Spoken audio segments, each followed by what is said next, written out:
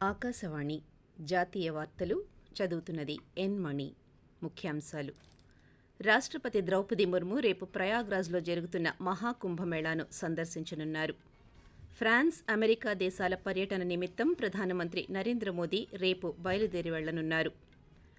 భారత ఆర్థిక వ్యవస్థ 2027 నాటికి ప్రపంచంలో 3వ అతిపెద్ద ఆర్థిక వ్యవస్థగా ఎదుగుతుందని కేంద్ర సహాయ మంత్రి డాక్టర్ ఎల్. మురుగన్ అన్నారు. పరీక్షల సమయంలో విద్యార్థులలో ఒత్తిడి తొలగించడానికి ప్రారంభించిన పరీక్షా పే చర్చ కార్యక్రమం 8వ సంచిక రేపు జరగనుంది.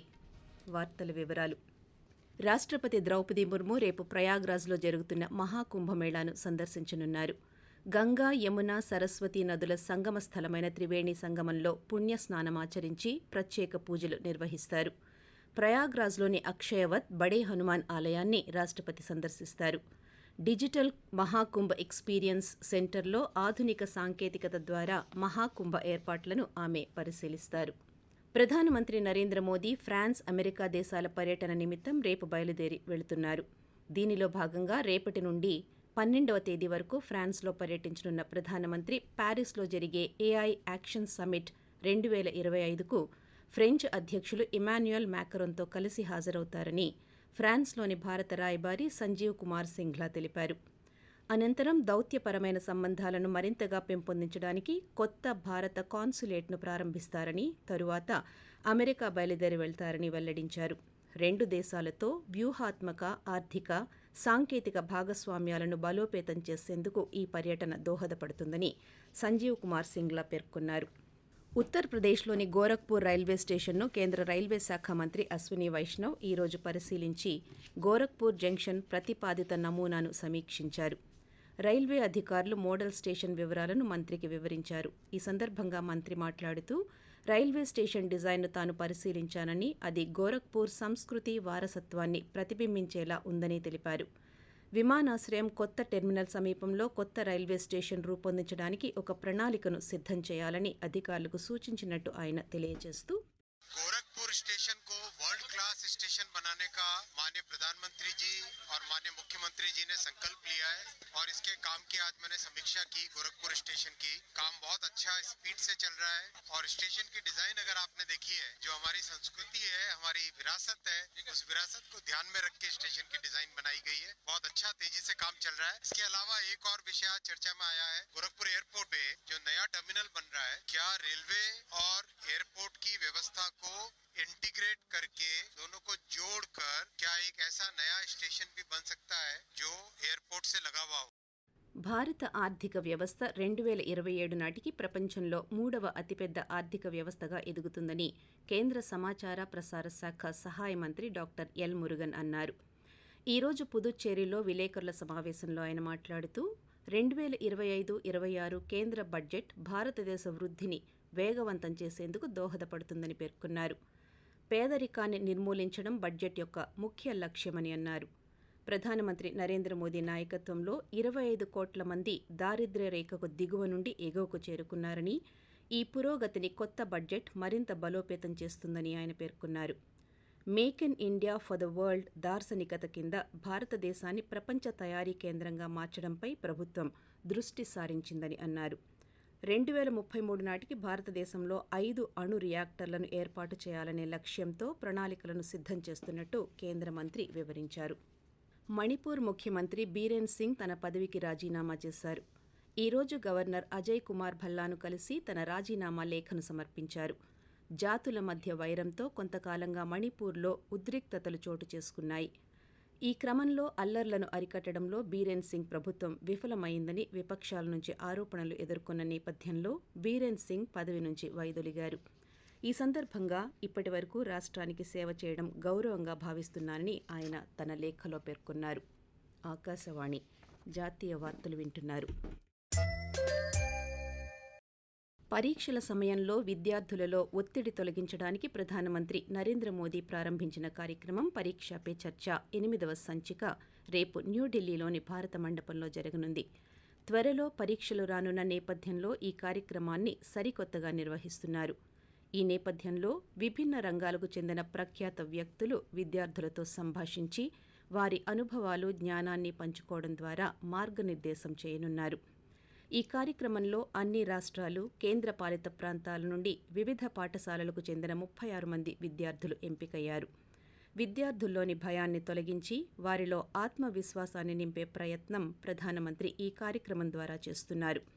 విద్యార్థులతో పాటు వారి తల్లిదండ్రులు, ఉపాధ్యాయులను మిళితం చేస్తూ పరీక్షా పే చర్చ నిర్వహిస్తున్నారు.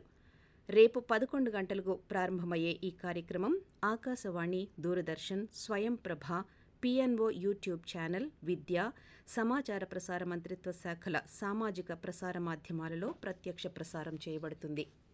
ఆమ్ ఆద్మీ పార్టీ నాయకురాలు, ఢిల్లీ ముఖ్యమంత్రి అతిషి ఈరోజు తన పదవికి రాజీనామా చేశారు. ఢిల్లీ లెఫ్టినెంట్ గవర్నర్ వీకే సక్సేనాను కలిసి రాజీనామా లేఖను అందించారు. ఢిల్లీ అసెంబ్లీ ఎన్నికల ఫలితాల్లో అధికార ఆమ్ ఆద్మీ పార్టీని భారతీయ జనతా పార్టీ ఓడించిన నేపథ్యంలో ఆమె రాజీనామా చేశారు. కాగా ఈ ఎన్నికల్లో బీజేపీ అభ్యర్థి రమేష్ బిధూరిపై ఆమె కల్కాజీలో 3,521 ఓట్ల తేడాతో విజయం సాధించారు. అయితే ఢిల్లీ ఎన్నికల్లో భారతీయ జనతా పార్టీ మొత్తంగా 48 సీట్లు గెలుచుకుని భారీ విజయాన్ని సాధించింది. మరోవైపు ఈ ఎన్నికల్లో ఆప్ కీలక నేతలు మనీష్ సిసోడియా, సత్యేంద్ర జైన్, పార్టీ జాతీయ కన్వీనర్ అరవింద్ కేజ్రీవాల్ సహా పలువురు ఓటమి పాలయ్యారు. ఛత్తీస్గఢ్లో భారీ ఎన్కౌంటర్ చోటు చేసుకుంది. బీజాపూర్ జిల్లా నేషనల్ పార్క్ అటవీ ప్రాంతంలో భద్రతా బలగాలు, మావోయిస్టుల మధ్య ఎదురుకాల్పులు జరిగాయి. ఈ ఘటనలో 31 మంది మావోయిస్టులు మృతి చెందగా పలువురు గాయపడ్డారు. ఈ ఎన్కౌంటర్లో 2 జవాన్లు గాయపడగా వారిని రాయ్పూర్కు తరలించి చికిత్స అందిస్తున్నట్టు అధికారులు వెల్లడించారు. నక్సలిజాన్ని రూపుమాపడంలో భాగంగా ఛత్తీస్గఢ్లోని బీజాపూర్, నారాయణపూర్, బస్తర్ సహా పలు ప్రాంతాలలో భద్రతా బలగాలు, పోలీసుల ఆపరేషన్లు వేగవంతం చేశాయి. కాగా ఈ ఘటనపై కేంద్ర హోంశాఖ మంత్రి అమిత్ షా స్పందిస్తూ దేశాన్ని నక్సల్స్ రహితంగా మార్చే దిశగా భద్రతా దళాలు భారీ విజయాన్ని సాధించాయని అన్నారు. వచ్చే ఏడాది మార్చి నాటికి నక్సలిజాన్ని నిర్మూలిస్తామని సామాజిక మాధ్యమం వేదికగా పునరుద్ఘాటించారు. అమెరికాలో 10 మంది ప్రయాణికులతో వెళ్తూ అదృశ్యమైన విమానం కూలిపోయిందని అధికార వర్గాలు తెలిపాయి. ఈ ఘటనలో పైలట్తో సహా విమానంలో ఉన్న 9 మంది ప్రయాణికులు మృతి చెందినట్టు అధికారులు వెల్లడించారు. గురువారం సాయంత్రం అలాస్కా మీదుగా నోమ్ వెళ్తున్న విమానం నుండి సిగ్నల్స్ అందకపోవడంతో అప్రమత్తమైన అధికారులు తనిఖీలు చేపట్టగా సముద్రంలో భారీ మంచు పలకంపై విమానం కూలిపోయి ఉండడాన్ని గుర్తించారు. గత 25 సంవత్సరాలలో అలాస్కాలో జరిగిన అత్యంత ఘోరమైన విమాన ప్రమాదాలలో ఇది ఒకటి కాగా గత 8 రోజుల్లో అమెరికాలో 3 విమాన ప్రమాదాలు సంభవించాయి. జనవరి 29వ తేదీన దేశ రాజధాని సమీపంలో ఒక వాణిజ్య జెట్ లైనర్ ఆర్మీ హెలికాప్టర్ను ఢీకొట్టిన ప్రమాదంలో 67 మంది ప్రాణాలు కోల్పోయారు. 2 రోజుల తరువాత జనవరి 31న ఫిలడెల్ఫియాలో ఒక వైద్య రవాణా విమానం కూలిపోగా విమానంలో ఉన్న 6 వ్యక్తులు, నేలపై ఉన్న ఒక వ్యక్తి మరణించారు. బంగ్లాదేశ్లో ప్రభుత్వం ప్రత్యర్థుల చర్యలను నివారించేందుకు ఆపరేషన్ డెవిల్స్ హంట్ పేరిట చర్యలు చేపట్టింది. మాజీ ప్రధాని షేక్ హసీనా మద్దతుదారులు కొన్ని విద్యార్థి బృందాలపై దాడులు చేశారని, ఈ నేపథ్యంలో ప్రజా భద్రతలో భాగంగా ఆపరేషన్ డెవిల్స్ హంట్ను అమలు చేస్తున్నామని హోంమంత్రిత్వ శాఖ పేర్కొంది. భారత్, ఇంగ్లాండ్ జట్ల మధ్య 3 వన్డేల సిరీస్లో భాగంగా 2వ వన్డే క్రికెట్ మ్యాచ్ ఈరోజు ఒడిశాలోని కటక్లో బారాబతి స్టేడియంలో జరుగుతోంది. తొలుత బ్యాటింగ్ చేసిన ఇంగ్లాండ్ జట్టు 49.5 ఓవర్లలో మొత్తం వికెట్లను కోల్పోయి 304 పరుగులు చేసింది. ప్రస్తుతం బ్యాటింగ్ చేస్తున్న భారత జట్టు కడపటి వార్తలు అందేటప్పటికీ 29.4 ఓవర్లలో 3 వికెట్లను కోల్పోయి 220 పరుగులు చేసింది. వార్తలు ముగించే ముందు ముఖ్యాంశాలు మరోసారి. రాష్ట్రపతి ద్రౌపది ముర్ము రేపు ప్రయాగ్రాజ్లో జరుగుతున్న మహాకుంభమేళాను సందర్శించనున్నారు. ఫ్రాన్స్, అమెరికా దేశాల పర్యటన నిమిత్తం ప్రధానమంత్రి నరేంద్ర మోదీ రేపు బయలుదేరి వెళ్లనున్నారు. భారత ఆర్థిక వ్యవస్థ 2027 నాటికి ప్రపంచంలో 3వ అతిపెద్ద ఆర్థిక వ్యవస్థగా ఎదుగుతుందని కేంద్ర సహాయ మంత్రి డాక్టర్ ఎల్ మురుగన్ అన్నారు. ఆకాశవాణి జాతీయ వార్తలు ఇంతటితో సమాప్తం. రేపు ఉదయం 6:45 ప్రాంతీయ వార్తలు వింటారు.